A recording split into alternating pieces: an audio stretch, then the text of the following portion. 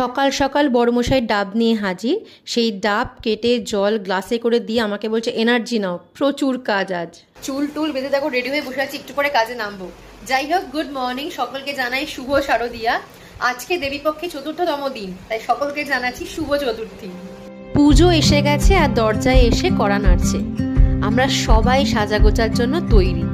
অল্প বিস্তর আমরা সবাই কেনাকাটা করি, পুজো বলে কথা।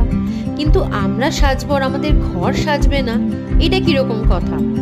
যে ঘর আমাদের আশ্রয় দেয়, যে ঘর আমাদের মনকে শান্তি দেয়, যে ঘর আমাদের ঝড় ঝাপটা সব কিছু থেকে আগলে রাখে, সেই ঘর যদি না সাজে আমাদের সব সাজ অসম্পূর্ণ থেকে যায়। তাই নিজের জন্য যেটুকু কেনাকাটা করি বা না করি, ঘরের জন্য কেনাকাটা আমি প্রত্যেক বছর করি।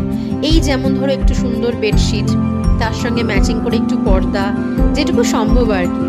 এবছর আমি কিনেছি এই বেডশিটটা মিন্ত্রা থেকে।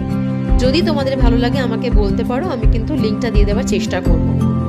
যাই হোক, আসল কথায় আসি। ঘর সাজাতে আমি ভীষণ ভালোবাসি। তবে সত্যি কথা বলবো, ছোটবেলায় এত ভালোবাসা ছিল না আমার ঘর সাজানোর প্রতি। এই ভালোবাসা বোধহয় বাড়ছে ক্রমশ বয়সের সাথে সাথে। আসলে ছোটবেলা থেকে মাকে এইভাবেই দেখে বড় হয়েছি। ছোটবেলা থেকে পুজোর সময় মাকে দেখতাম সারা ঘর সুন্দর করে সাজিয়ে তুলতো। অবশ্য পুজো বললে ভুল হবে, আমার মা সারা বছরই ঘরকে সাজিয়ে গুছিয়ে যত্ন করে রাখে। তবে হ্যাঁ, পুজোর সময় যেরকম আমরা একটু স্পেশাল সাজি, আমার মা বাড়ি ঘর তোরকেও ঠিক সেভাবেই স্পেশাল সাজে সাজিয়ে তুলতো।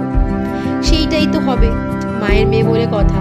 আমার মনে হয় সেটা আমার সাথে নয়, এটা বোধহয় সবার সাথেই হচ্ছে। মেয়েরা বড় হলে বোধহয় আস্তে আস্তে মায়ের মতোই হয়ে যায়। মায়ের মতো পছন্দ, মায়ের মতো ভালো লাগা। যাই হোক, সেটা অবশ্য গর্বেরই কথা। তো এই দেখো, তোমাদের সাথে গল্প করতে করতে আমার ঘরটা আমি নতুন করে সাজিয়ে তুলেছি। তোমাদের কিরকম লাগছে বলো তো?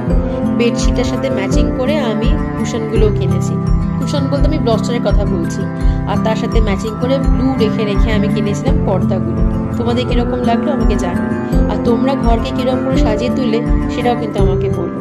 দেখো, আমি যদি ভিডিও মাধ্যমে শেয়ার করি তোমরা জানতে পারছো, তোমাদের এগুলো আমি জানবো কি করে যদি তোমরা আমার সাথে শেয়ার না করো? তাই আমি যেমন তোমাদের বন্ধু ভেবে তোমাদের সাথে সবকিছু শেয়ার করি, সেরকম তুমি যদি আমাদের বন্ধু ভাবো তাহলে তোমাদের কিছু কথা আমার সাথে শেয়ার করো।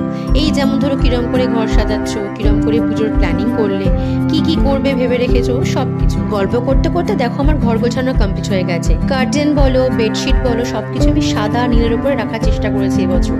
সাদা তো সবসময় উজ্জ্বল, সব ক্ষেত্রে সাদা ভালোই লাগে। পোশাকেও ভালো লাগে, বেডশিটে ভালো লাগে, পর্দায় ভালো লাগে, সবকিছুতেই ভালো লাগে। আর মন সাদা হলে তো আরোই ভালো লাগে। তোমাদের কিরকম লাগলো আমার ঘর গোছানো জানাবে কিন্তু। খারাপ লাগলেও বলো, আমি পরের বার নিশ্চয়ই শুধরে নেব। ভালো থেকো।